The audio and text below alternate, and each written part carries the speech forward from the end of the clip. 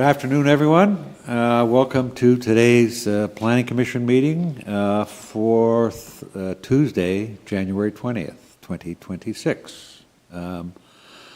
We'll start with the call to order and a roll call.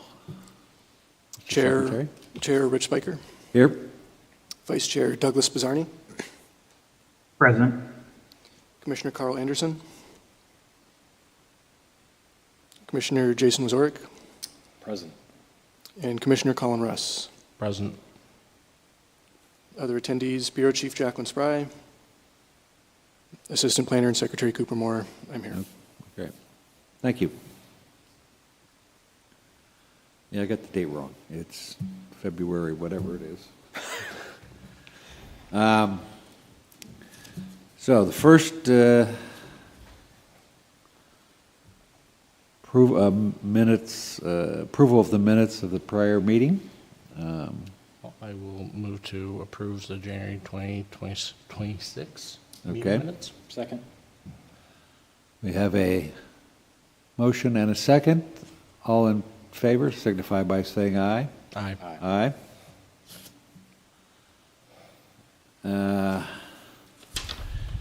Is there any public comment? Okay, I'll note that yesterday the Planning Commission conducted a special meeting and to talk about the future plans of 2026 and things we want to accomplish. I think it was pretty productive. The mayor and people on her staff attended. And it was pretty productive. I think it was a good conversation all the way around. It's going to put a lot on our agenda moving forward. I think one change that will come out of it, and I'll note that starting at the next meeting, the Planning Commission is going to institute a open caucus session a half hour before the start of the meeting, where we're able to, the commissioners are able to discuss items of concern to the commission and with the staff prior to the start of the meeting. It'll be an open meeting that anyone will be able to attend. It will be recorded. Minutes will be documented and issued along with the normal meeting minutes. So, okay.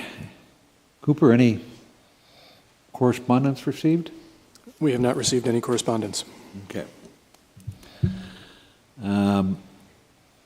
Old business.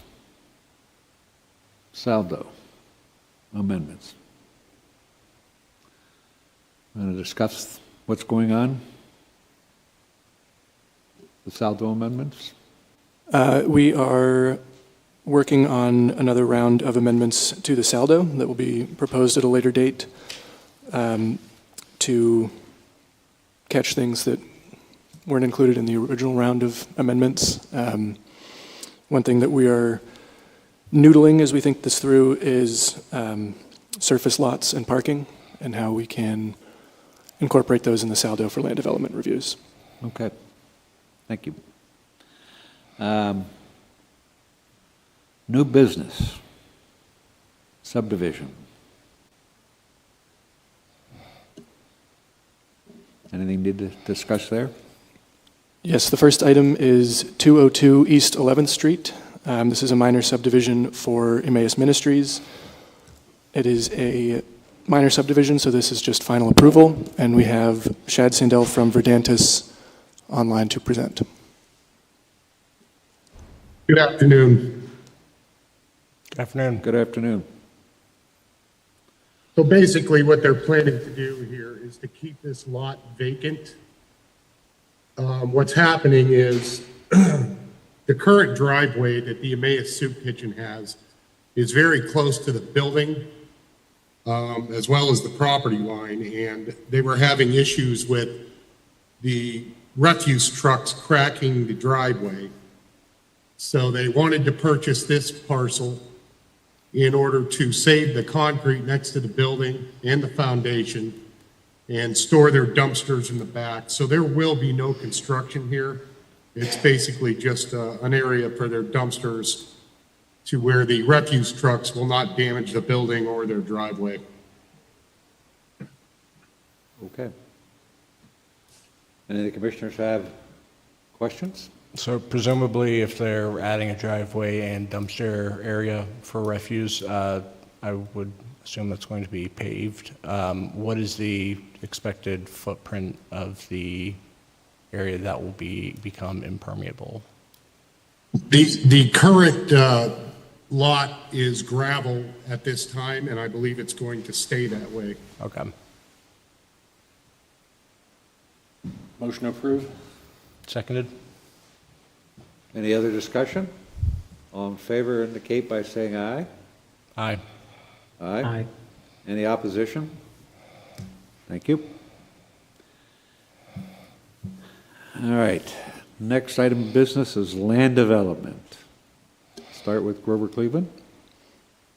Yep, the first land development we have is for Grover Cleveland Elementary School. This is a major land development for the Erie Public Schools.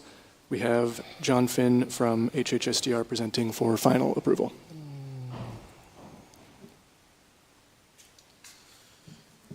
Thank you, Cooper. Good afternoon, gentlemen. Yes, here today to request final land development approval for the Grover Cleveland Elementary School. As we submitted in the preliminary, our design has not changed since that point in time. We're going to be erecting the new gymnasium addition over to the east of the building, along with 4 classrooms added on to that, as well as develop a new parent drive from 36th up to 38th to relieve the congestion along 38th during drop-off and dismissal times. We did receive bids here recently, and they came back very favorable for the district, so we are able to also expand the parking, as we saw in that northwest lot there. So we will be constructing both of those stormwater management systems. We've been able to coordinate and work back and forth with the city engineers as well to get our final approval of the stormwater management system as it is designed here. The outstanding items that we would have going forward are just more administrative. We are waiting on the final of the NPDS permit that's coming from the Conservation District shortly, and then we'll have to also record and notarize the O&M agreements, as well as a couple of the documents and our land development drawings that will still need to be recorded ahead of any construction here. At that point in time, though, we are ready to move on that and requesting the final approval. Thank you. Any questions or comments? Question for Cooper, is everything in order for it? Yes, the review's been completed. I think there are just a few documents that need signatures, but nothing that would hold up an approval. Motion approved. I'll second it. Motion and a second. All in favor signify by saying aye. Aye. Aye. Aye. Any opposition? Thank you. Thank you, John. Yes. Thanks.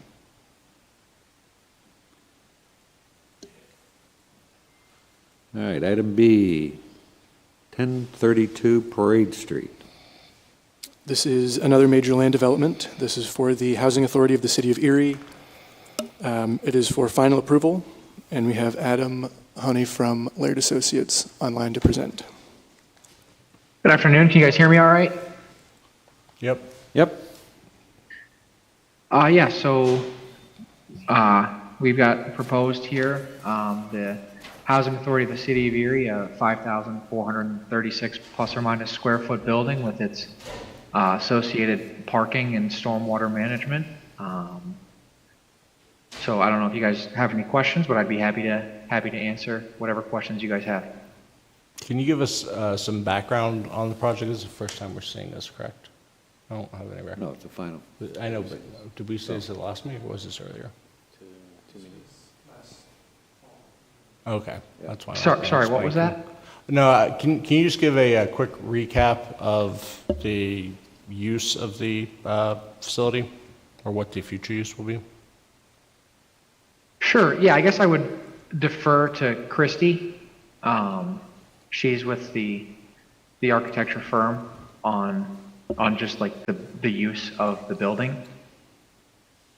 You know, Hi, I'm Christy Van Dyke from Rock Mars Partnership. Bob Mars is also here with me. This building will be for the Erie Housing Authority Administration offices to relocate them out of 606 Holland Street. It's a proposed three-story building. It'll house all the HUD offices and the administration, executive director, secretaries and such, have a boardroom, training areas for their staff, et cetera. Thanks. Sorry, I remember now as you were saying that, so my apologies. Thank you. As on the site development, has anything changed since we approved the preliminary? No, there are no outstanding comments or anything from Okay. city staff. All right. We have a motion for approval? Motion approved. I'll second. We have a motion and a second. Any other thoughts or questions? If not, all in favor signify by saying aye. Aye.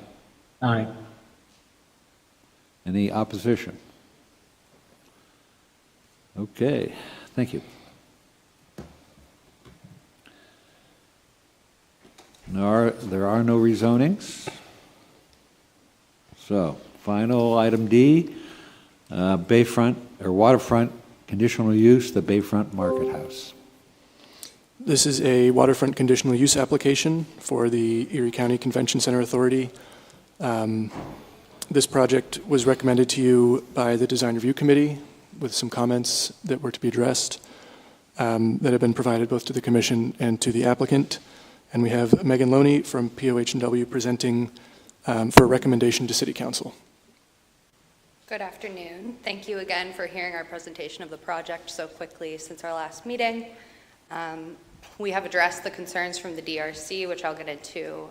Wanted to say a few words about the project. The Bayfront Market House is the gateway to the bay that expands upon the waterfront campus at the foot of downtown Erie.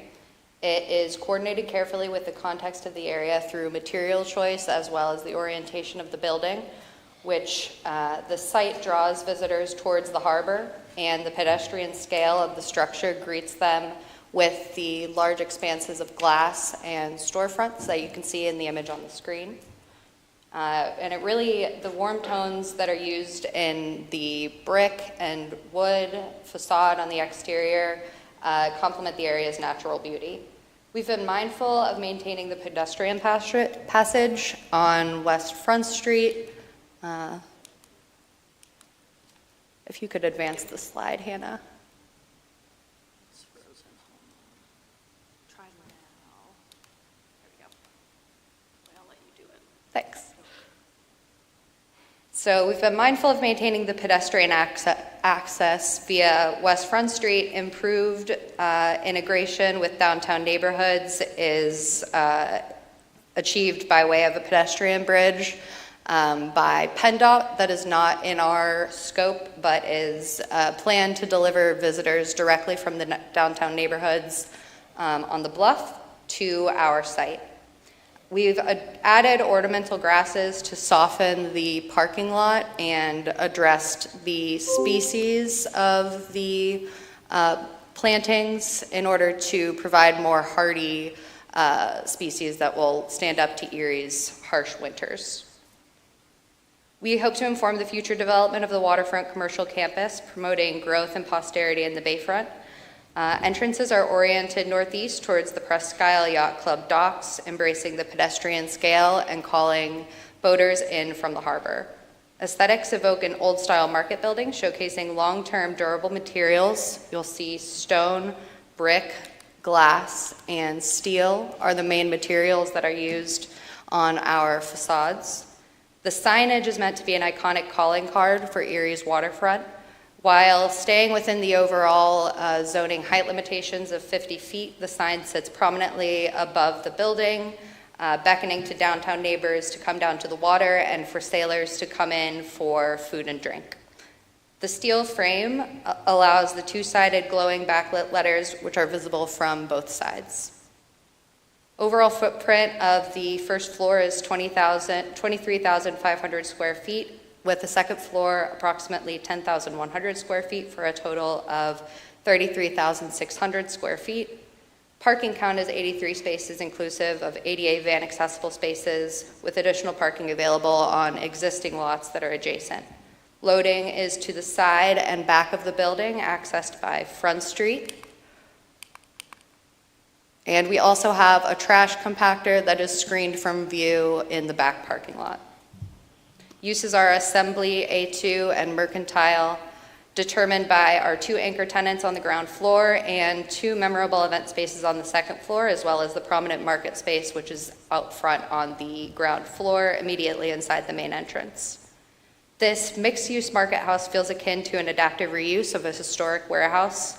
Added brick recesses and precast concrete trim at the south facade was a comment that we took from the DRC review and sort of added some interest to our facade facing the Bayfront Parkway as just as important to the main front entrance facade.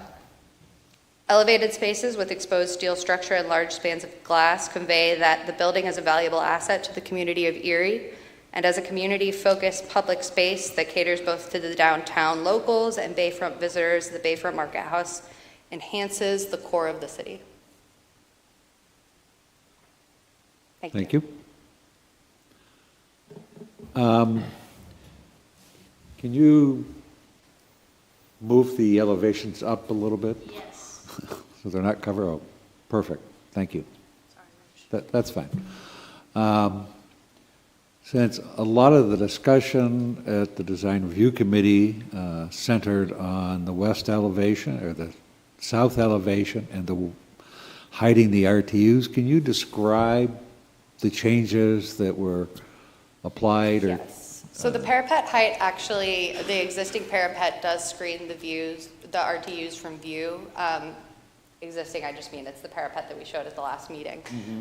It's 5 feet above that roof, and the RTUs themselves are right around 4.9 that we're specifying, so they will be fully screened from view.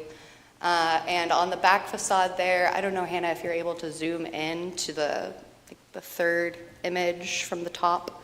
But you can see we added some brick recesses and continued the recessed brick banding around that corner, wrapping the corner and continuing onto the back. And then we also added precast concrete accents in the form of a trim above the recesses and base below. How about adequate screening for deliveries, dumpsters, future dumpsters, et cetera? There's no plan for future dumpsters, but if dumpsters were added, they would screen with the same logic that we're using here to screen the trash compactor, which again, it's in that same south facade elevation. You can see it's going to be an extruded aluminum cladding that is attached to steel posts in order to screen the trash compactor area. And it's also long enough to screen delivery trucks at the same time, so accomplishing both of those tasks within the same screened area. Okay. Other commissioners have questions, issues? I don't have a question, but I have a comment. I have a feeling I know how this vote will go, but I encourage City Council, I know Councilwoman Schaaf is here, to have a robust conversation about the location of this. It doesn't seem to solve any of our food desert problems in our city because it's not centrally located. Previous market houses in our city 3 generations ago were centrally located. 40%, roughly 40% of our population does not have vehicle. This location is almost exclusively only accessible by car. I also, I think it's sad that there's a 24-foot retaining wall that retains the bluff and is prohibitive to pedestrian access, and I think that the roundabout, unfortunately, is locking that retaining wall that shouldn't exist in its location, and this market house also further locks that in, and I think these are generational mistakes from a planning perspective. So I do have a couple questions. It looks like a large part of what is now obviously grass is going to end up paved. What is the square footage of the paved area? Not obviously the building, but kind of what's the square footage for parking as a percentage of the overall development? Matt, do you have that percentage in front of you? We have our civil engineer on the line. The percentage of paving? Can you give me 1 second? Thanks. And I guess just sort of, if it's helpful as a follow-up or offshoot of that, how does the 83 spaces provided compare with the requirements for the site? The 83 spaces it provides adequate parking per the zoning ordinances? Yeah, I guess, sorry, let me clarify. Is it in excess or is that the bare minimum? It's in excess by, I think, a couple spaces. Is that right, Matt? We're pretty close. Yes, that's correct. There's a few extra spaces to help alleviate parking concerns elsewhere. And the spaces, you'll see 7 spaces off to page left. That is the area, we had some discussion around this following the DRC meeting. That area would be reserved for snow removal, piling of snow away from the entrances in order to, the snow needs to go somewhere in the winter. So those spaces would then be taken over in those months for snow storage. Thank you. I think that Commissioner Russ's question had to do more with is the parking excessive as we yeah, recently approved the what's other- driving the number of parking spaces? Is it driven by the city ordinance, or is it driven by a demand study that you've done? It's driven by the ordinance of the Okay. city, the zoning ordinances. Okay, so fair to say that if the ordinance wasn't, say, X, that it would be, you might have less than what's shown. Ms. Francis?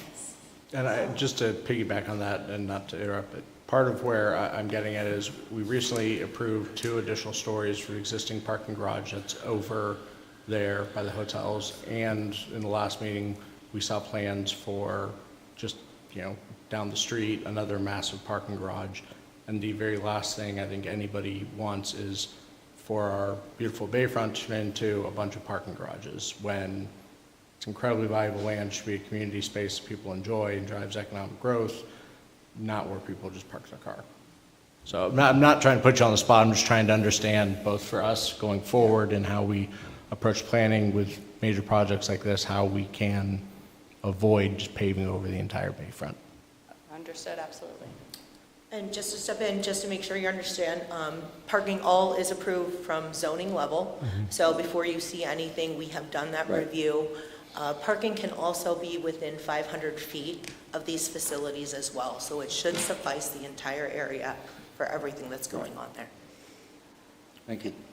Thank you. Thank you.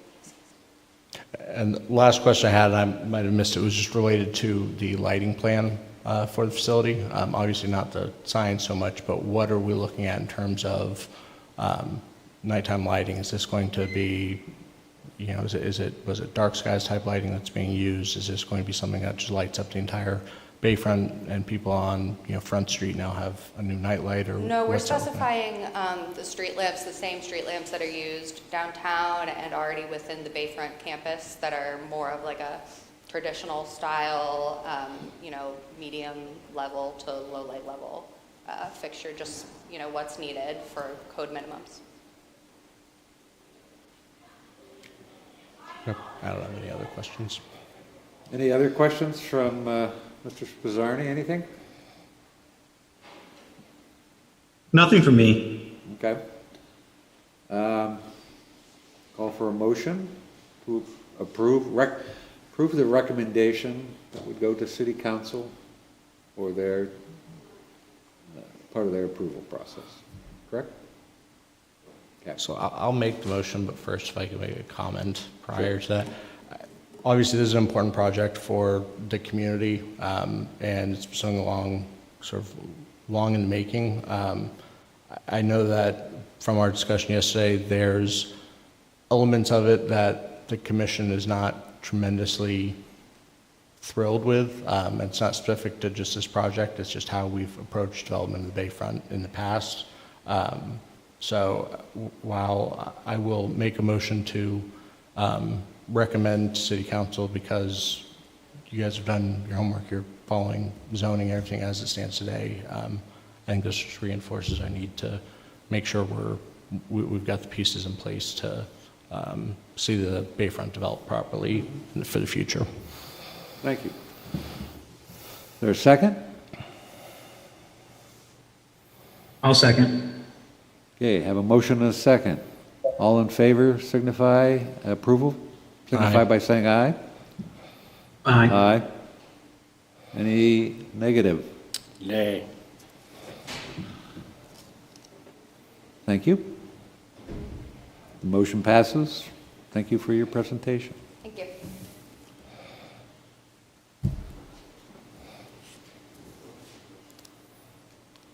All right, moving on.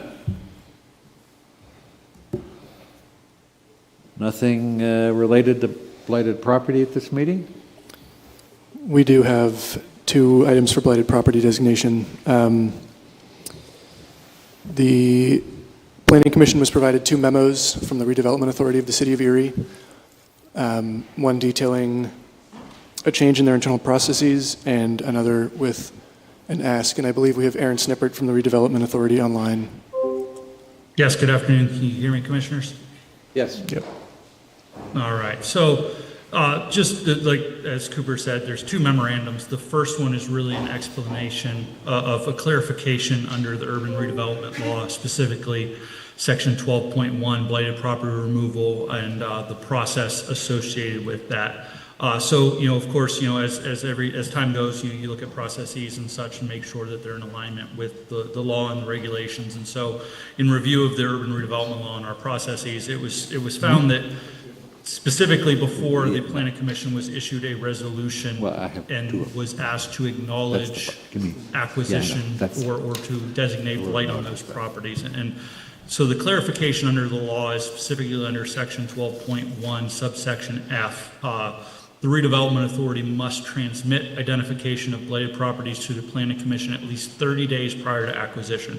The Planning Commission may provide a recommendation regarding the appropriate reuse of the property, and the redevelopment authority may not acquire a property only if the Planning Commission certifies that the proposed residential or related reuse or commercial or industrial use would not be in accord with the City of Erie Comprehensive Plan. So this amendment really aligns the Planning Commission with the work of the Bureau of Planning and Zoning in the work of the comprehensive plan. And just really, so what is presented to you today on the second memorandum is a list of the properties in which the redevelopment authority wishes to proceed with in the law of the urban redevelopment law, section 12.1, as far as blighted property acquisition.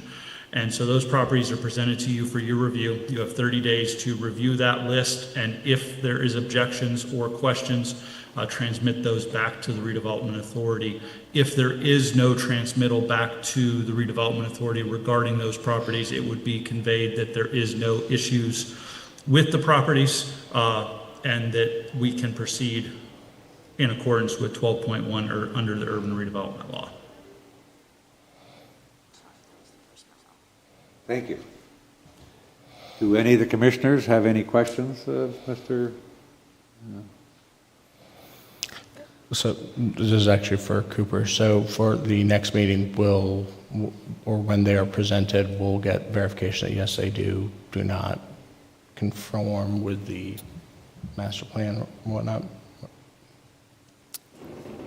The, The use of the properties. Yeah. So what they're asking for, will we get basically a yes as part of that kind of package for approval? well, that's for the planning So- commission to determine whether or not they. Right, so Cooper, can I? Yeah, So for clarification, there is no, and that was kind of where the planning commission was given approval, and there wasn't really approval needed by the planning commission. There's just a review of the properties in accordance with the comprehensive plan. And so underneath the list on memorandum 2, it says proposed reuse for the properties listed herein is identified as residential or related use or commercial or industrial reuse is applicable and is consistent with the City of Erie's comprehensive plan. So you would go back to Erie Refocused, which is the latest comprehensive plan by the City of Erie, which certainly identifies blight mitigation as a high need within the areas. And so acquisition of these highly distressed properties is, in my opinion, aligned with the comprehensive plan. So these are being presented to the commission today. If there is no, as it says, if the planning commission does not certify within 30 days of this transmittal that the proposed reuse of any listed property is inconsistent with the city's comprehensive plan, the authority will proceed in accordance with section 12.1 of the urban redevelopment law. So presenting these to the commission today starts the 30-day time frame that if there is no objection or issues with the transmittal of these properties, then the authority can proceed with acquisition. Are these properties still available in Dropbox?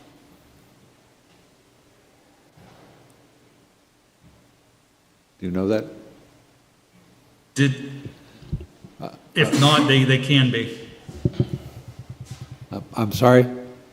I was going to say, if they're not in the Dropbox, I can certainly provide a link for Cooper to share out as far as all identification of all the properties. We have updated photos from last week.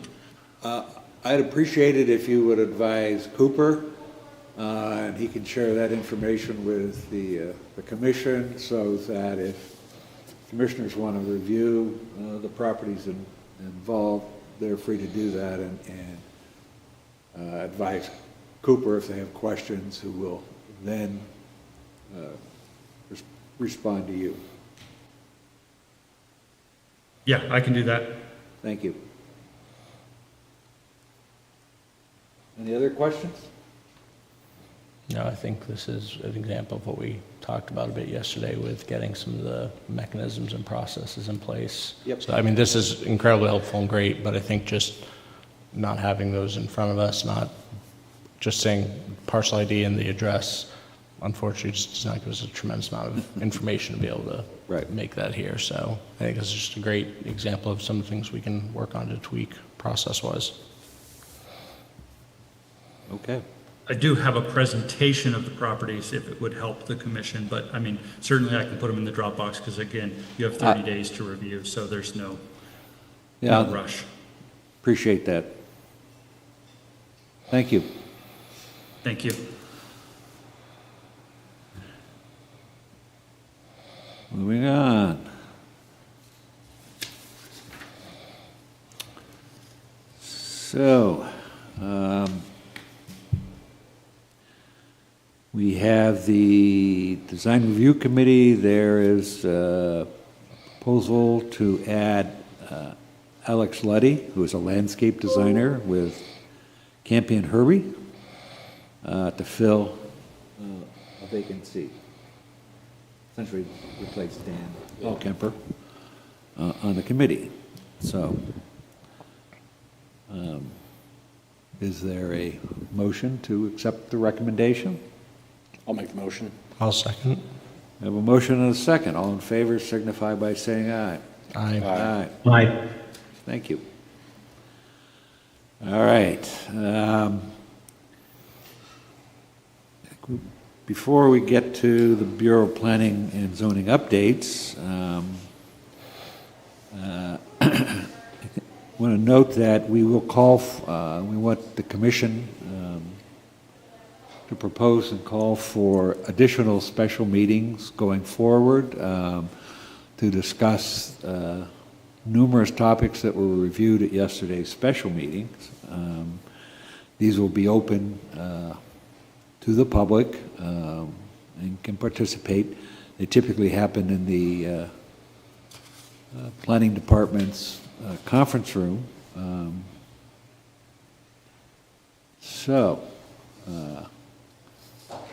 We have some topics identified, but we have a lot that was discussed, and so we want to hold a series of them over the next 6 months or so to chew through that agenda. So, without going through it, I will, what all the special meetings are about, I will ask Cooper to survey the commission and other appropriate parties and the administration to participate. But for that to happen, we need to have a motion to propose a call for the special meetings. So, have a motion? Did we want to share with the public the topics of those special meetings?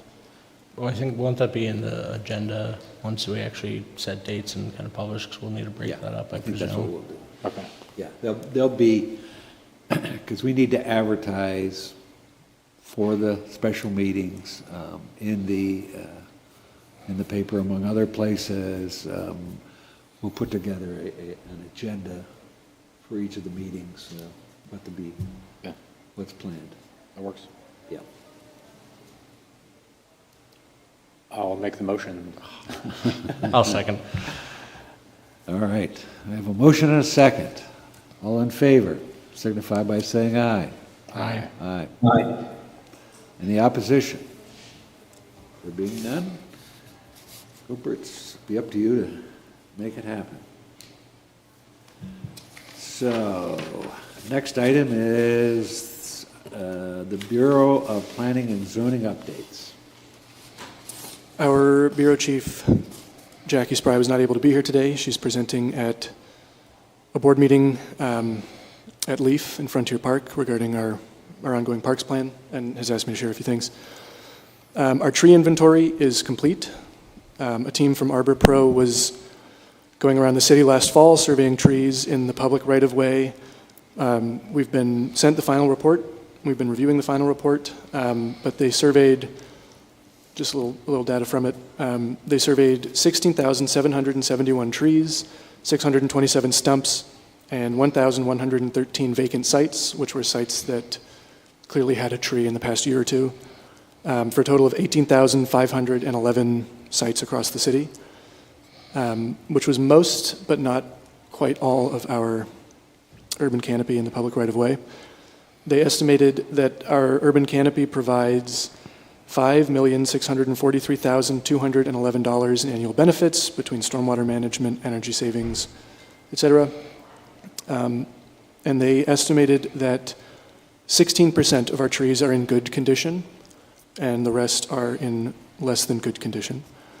So 16%? 16%. Are in the good rest, condition. Yes, and the rest are poor or lower. Yeah, we'll share the final report publicly when we're finished reviewing it. But yeah, 16% of our trees were in good condition. How many levels are there to that assessment? I think there were 5. Good was the highest, and then poor and worse from there, all the way down to dead. Yes. The tree grant that we have through DCNR, our watershed and urban forestry grant, is in the closeout phase. Our partners have finished planting their trees at the end of last year. They've sent us all the invoices. So now we're just working on mapping all of those trees and doing our final reporting. But we were able to spend over $400,000. Some of that went towards the tree inventory, and the rest of it was to our partners and for the city to plant trees. Jackie asked me to remind everybody that the MAP grant deadline for comprehensive plan funding closes on April 1st. And then the last update is about Erie Outside, which is our Parks and Recreation plan. Erie Outside is moving into a draft recommendation phase. We've conducted more than 30 stakeholder meetings in the past few months, and are moving on with the data to making recommendations to improve our parks citywide. We're targeting a June finish for that plan, and we will be scheduling in April a study session with the Planning Commission to review progress so far.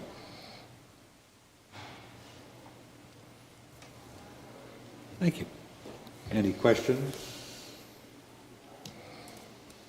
Okay. Thank you very much. No other business being in the agenda. Call for adjournment. Motion to adjourn? Motion to adjourn. Second. Second. Any opposition? Thank you. We're adjourned. All righty.